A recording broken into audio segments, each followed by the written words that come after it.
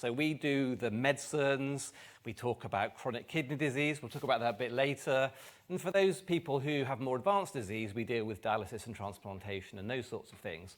The other wee doctors are urologists, and they're surgeons, and they do things like bladder functional studies, they do operations on bladders and kidneys, and those sorts of things. But as patients, you don't care, right? You just want to see a clinician who's going to make you feel better, and hopefully that's what we can do in the clinic. Oh, so that's, by the way, that's Guy's Hospital, where I spend most of my time. So that's the tower next to the Shard, for those of you who can see the slide. Whereas the rare disease clinic isn't St Thomas's, as Phil said, and I've got a picture of that at the end. So what I'm going to do is we're going to go back to basics. We're going to talk about how we make wee, basics about the kidneys and the bladder. And then what do we think about, what we think we know about BBS and how it affects the kidneys and bladder. And then I'm going to tell you the results of a survey that you guys did quite a long time ago, and then some further thoughts that we've been thinking about in the clinic in London about what good urological health might look like for people with BBS. So what the general public understand about kidneys is actually not very much. So this is a survey done some years ago, and this was question 1. Which, if any, of the following things do you think your kidneys do? Please select all that apply. So 1, make urine. Tick. 2, remove excess fluid from the body. Yes. 3, control the body's chemical balance. Yes. Remove waste. Yeah, kinda. Help control blood pressure. They do. Keep bones healthy. Amazingly enough, they do. And then help make red blood cells. Yeah, they do. And then control the body's temperature. They definitely don't. Pump fluid around the body. No, still not. No. And then process medicines. Well, yes, they do that, but some medicines anyway. So those are the questions. And incredibly, across all age groups, not that many people even know that your kidneys make wee. Extraordinary, huh? So we have to realise that obviously you're an educated audience, right? But in the general public, not many people know that. Extraordinary. So this is what we have to deal with when we're thinking about how to talk to people about kidney issues.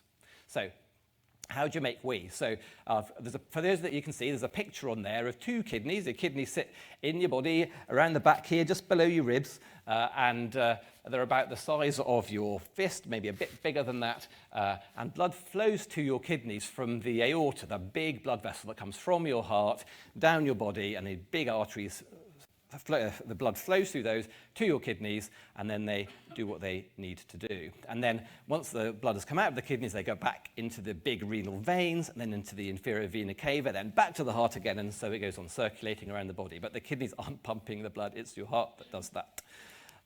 So the blood is filtered by the kidneys in lots of little units. Lots and lots of little units. There's millions of them in each kidney, called glomeruli, for what it's worth, and these filter out what becomes wee. What becomes wee. So there's millions of them in each of your kidneys, and then the blood returns back into the veins and then circulated again, whilst the filtrate, the stuff that turns into wee, goes through the tubules. So the filters enters the tubules. And these are lots and lots of little tubules, millions and millions in each of your kidneys, and the wee goes in them and out, and then finally gets collected into lots and lots of tubes into your ureters. The tubes they then go down to your bladder. And the point is that at the end of the filtration process and the tubular process, the urine is corrected for salts such as sodium and potassium and acidity, so hydrogen or ammonium if we're being too precise. But those 3 key things. But also, the urine has to be at the right concentration depending on how well hydrated you are, right? So obviously, if you drink a lot, like quite a lot of people in the audience probably do drink quite a lot of water and other things, then you're going to make a dilute urine, a much more dilute urine. So if you can see it, it will be pale, right? Whereas if you're dehydrated and your kidneys are working properly, you will make a dark urine, a much more concentrated urine, and that means that when you drink more afterwards, your body can then rehydrate your whole body, and then you get back to what we call homeostasis, a nice balance of fluid in your body. So then, So then the wee is made, and we hope it's of the correct constituents, and then it goes to your bladder. And obviously, you know where your bladder is. It sits in your pelvis, and it's basically a muscle, but it can expand a lot, and it does. And urine is kept inside by sphincters, these kind of like other small muscles on the tubes that leave the bladder to keep the urine inside. And so nerve signals tell the brain when the bladder is being stretched and says, "Ooh, my bladder's full, I need a wee." And so your brain senses that, and then your brain is right, and then so long as you can control your bladder, then you will hold on to your wee, and then your brain then sends signals to your spine, and then there's an automatic process in your spine that then releases the sphincters, and then you empty your bladder. So the sphincters relax, your bladder contracts, and you do a wee. So that's how things normally work. And normally the bladder empties completely when you do a wee. So what do we know about kidney? That's the lesson. So what about kidney disease in BBS? So for those of you who can see the slides, this is a picture from a paper written by a lot of the clinicians here, and this talks about chronic kidney disease. And the thing to know about chronic kidney disease is chronic doesn't mean bad. So my wife's a scientist, but she still thinks that chronic is something that's really bad. It's not. Chronic is something that is long-standing. And acute is something that is short-lived, and chronic is long-standing. But we do describe kidney disease in stages. And so CKD1 is very mild, CKD5 is serious, and that's what we call end-stage, more like end-stage kidney disease. So chronic doesn't mean it's bad. So if somebody says you've got CKD, that doesn't necessarily mean you've got severe kidney disease. It might be relatively mild. And luckily, in most cases, this is what happens. And so here is some slides. A, I think, is adults, and B is children, or maybe the other way around. But they're fairly similar to show the prevalence of CKD in patients with BBS. So this is from analysis of your data. And the other thing that you can see from this slide is that in most cases, when serious kidney disease happens, it's early in life. And so for those people that do have a transplant who are on dialysis, that is obviously hugely life-changing, but usually happens when you're a child, and is unusual but not impossible when you're older. And that's what this slide shows as well. CKD5 is the darker colour, and as you can see in the UK population, it's mostly found much earlier on in life. So in BBS, if you've had a scan, you may have been told that you've got some structural changes in the kidneys, and these are the sorts of things that have been described in people that have had a scan and an abnormality has been found. And so they may be a bit echogenic, which means when the scan is on, it's a bit shiny, suggesting there's something not quite right inside of the kidney, or the meat of the kidney is a little bit shrunk compared to the other packing tissues. Or there's some scarring, so that bit of the kidney isn't working quite properly, and the meat of the kidney has been replaced by fibrous tissue. So that's the big structure. What about the small structure? So it's been thought for many years, and it's undoubtedly true, that people with BBS, and some people have a significant problem in being able to concentrate their urine properly. And largely because of the cilia issue. The cilia mean that the kidneys in a lot of people can't respond properly to the hormones that concentrate your urine. But this was thought to be very, very prevalent based on some papers, one of the original papers in 1988 describing kidney issues in BBS in New England Journal, and then some more sort of scientific work in the 2016 paper by some Italian urologists. But we think in the clinic that it's overstated because lots of people with BBS drink lots of water because of the drive to drink water. You feel thirsty all the time and maybe hungry all the time. And the dietitians tell you to drink water so you're not eating calories, so you're drinking even more water, and so there it goes on. And if you drink loads and loads of water, as I've already said, you're going to make a dilute urine. So in a lot of cases, it will actually be a correct response to make a lot of wee. Does that make sense? Does it matter? Well, a bit, because if there is a genuine, serious problem with concentrating your urine, then you're just going to have to keep on drinking lots, otherwise you'll get dehydrated. There are medicines that we can try, and some of you may have tried those, whereas actually in most cases, this isn't the case, and they're probably a fairly mild concentrating defect, and adjusting how much you drink may help you at particular times of day, which we'll talk about in a second. So what do we know about the bladder? So we've done the big bit, we've done the little bit, but what about the bladder afterwards? So there's basically nothing in the medical literature about bladder function in BBS. Basically nothing. So the PubMed search that you heard about, you can put it in, you won't find anything. So what have we noticed? So we've noticed that some people with BBS hold onto their urine a long time, like most of the day. And so why is that? Why is that? Is that because there's a problem with the nerve signals going from the brain saying, I need a wee? Do you not feel the urge to go for a wee as quickly as people without BBS, for example? Or is it more complicated than that? Is it that actually, if you're visually impaired, you might not want to go to the loo all the time because you can't get there, and it's a real pain to go from where you are at the moment to try and find a loo. And so maybe you just don't want to go for a wee, and you're holding on to it for that reason. Don't know. And the other side of the coin is some people with BBS have the opposite and pass urine a lot, pass urine very frequently. And why is that? In some cases, it might be because of the former problem. As a younger person, you've been holding onto your wee all day, and therefore the bladder is stretching, and it's stretching up, and that's going to interfere with the ability of it to contract later in life. And so your bladder is less strong at being able to contract when you get older, and therefore you're passing urine more frequently. Or is it another nerve signal problem again? Is it that the do-a-wee signal has been interfered with in some way? And also it might be because of pelvic floor issues. So if you are a bit overweight, then you have more pressure on your pelvic floor. These are muscles in your pelvis that hold your bladder up. And if they're weakened, then your ability to hold on to your wee is impaired. So lots of different reasons why it could be.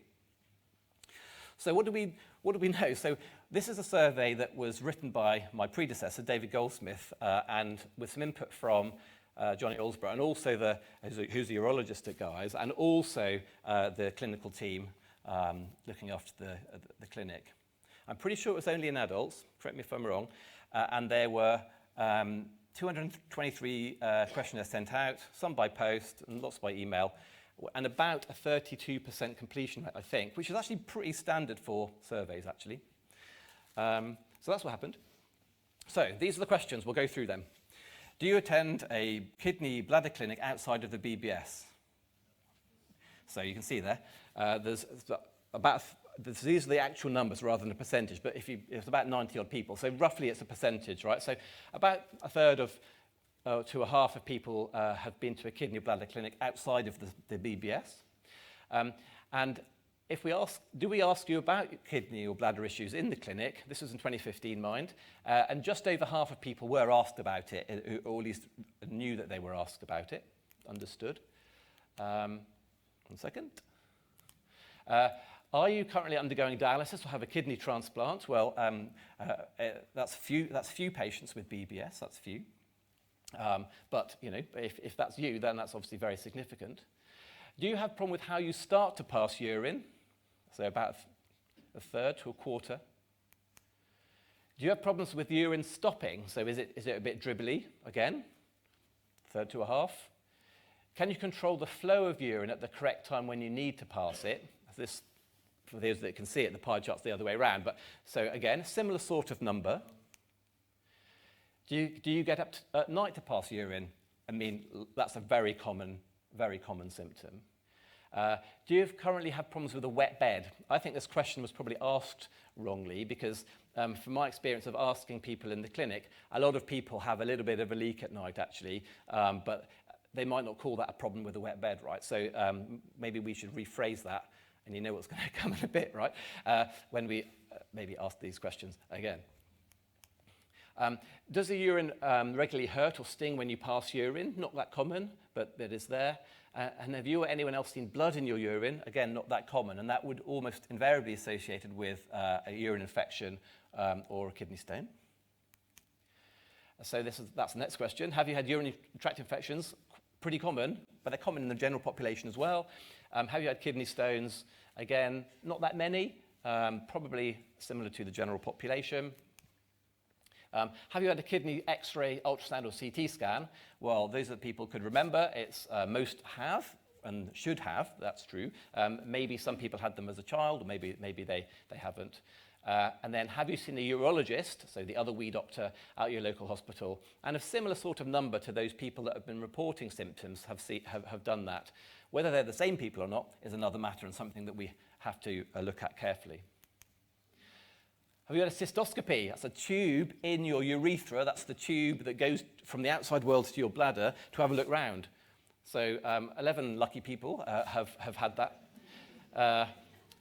And even more fortunate, have you had an operation on the penis or urethra, the tube that leads to the outside world? So 7 people have had that. Have you had a urinary catheter inserted into the bladder? Some. Have you had an operation on one or both of your kidneys apart from a transplant? Not many. Do you pass an unusually large amount of urine each time you go to the toilet? About the same sort of proportion, so half to a quarter. And then, have you had a diagnosis of inappropriate excessive thirst, a condition called diabetes insipidus? And that's the most severe version of your kidneys not being able to concentrate your urine. And that's not very common. And that may be because we haven't made the diagnosis, or it may that actually it's not that common after all. So some conclusions from that. So just over half of the patients were asked about urological problems in the clinic back then, or 8 years ago. Urological symptoms are common, right? So they're commonly reported, but not in the medical literature. Urine infections are common. Interventions, so urologists doing things to people, are relatively uncommon, fortunately, but probably, well, definitely more common than in the general population. And about 2/3 of people with BBS do report passing large volumes of urine and getting up at night to pass urine. Whereas a formal diagnosis of DI, diabetes insipidus, is quite rare. So yeah, you've guessed it. So plans for a follow-up survey. I haven't got it prepared. It's something that we'll send out in the future if you're agreeable. We've modified some of the questions to talk more about thirst, because I know that's a real symptom that people describe a lot. We'll talk a bit more about holding on to urine and related conditions. But we won't ask a lot more questions, because that gets a bit tedious, doesn't it? But we're also going to include a standardized symptom score so we can compare it to other urological conditions, if you like. So I don't know, we can talk about this afternoon maybe when we're in the breakout groups, but you know, one thing is, should we just do it all entirely online with a QR code, or should we do it on paper as well? So we can talk about that later, but with your agreement, we'll send it out via email and maybe have some QR codes in the clinics. So that would be really helpful. But what about the kids? So I don't know what you think about that, but I think no reason why we shouldn't include everybody, right? And then we can try and work out something for earlier in life, because I think that's really important. That's really important because these are our thoughts that we've had about BBS and good urological health. So drinking lots of water in itself is not harmful, so don't worry, right? Don't worry. And as we said, can help reduce calorie intake. But if you do, please remember to go for a wee regularly. And this is really important, because if you don't, then your bladder gets stretched up like a great big balloon, right? And then you may have trouble later in life. So I know it's tiresome because you've got to go for a wee, but you can do this technique called timed voiding. So for example, if you're a holder of urine, and you know you are, then you can set an alarm or get somebody to remind you. So you get up in the morning and you do a wee, and then you know, maybe you don't need to do a wee in the morning. A lot of people do, but maybe you don't. But if you are a holder, then after you've had your lunch, go for a wee, whether you want to or not. Whether you want to or not. When you have your tea, go for a wee, whether you want to or not. Just go. And then again, obviously before bed. So time voiding can help with this. If you're on the other side of the equation and you pass urine frequently in small amounts, or you wet yourself when coughing, these sorts of things, then try pelvic floor exercises. I'm not going to explain them now. You can see them on YouTube. There are all sorts of resources that can show you how to do those things. And those of you that have done them know what they are. And we've certainly seen people in the clinic who've been on tablets to help control their bladder frequency and have done nothing, because funnily enough, that wasn't the primary problem. And they've done pelvic floor exercises, and the incontinence they've had has been solved. So this can be really powerful. Sounds a bit silly, but actually can be really powerful. And most importantly, don't be shy about telling us lot about problems if you're doing a wee. Because we're here to help, right? We're here to help. We want to help, and we want to get you in the right clinic, having the right investigations if needed, and giving you the right advice so that hopefully you don't run into trouble later on. So that's my talk. I'd like to thank you all for listening, and thank you to everybody for completing the survey. I'd like to thank my colleagues in the clinic, David Goldsmith and Jonathan Olsborough for writing the questionnaire in the first place. I'd like to thank Tonya for saying, "Where's this survey?" And and making me find it and then analyse it. And then thanks to BBS UK for supporting the study and also this day today, my first visit to the conference. So thanks very much.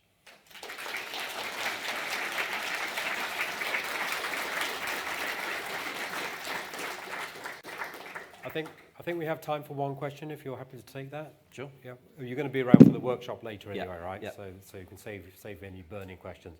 Is there one quick question or comment following David's talk? Online, is it? Hello. Please. Yeah. Hi, we have a question from one of our live stream viewers. Would large kidneys on a US scan be an indication of BBS, or is it more the function of the kidney that is the indicator? It would not, well, that's a difficult question to answer. So large kidneys in themselves, I don't think would be BBS related. It would be important to know that the urine is flowing out of the kidneys properly if they are large. So if they're large in themselves, but the outflow of urine is fine, then I don't think that's a BBS related thing. What we primarily look at is the serum creatinine. This is a blood test that you get done every time you come to the clinic. And from that, we work out something called your EGFR, which is roughly percentage kidney function. And from that, we work out whether you've got chronic kidney disease or not. So it's mostly on a blood test. But we know that if you've got an abnormality on the scan, then that increases the risk that you may have an abnormality in your GFR as well.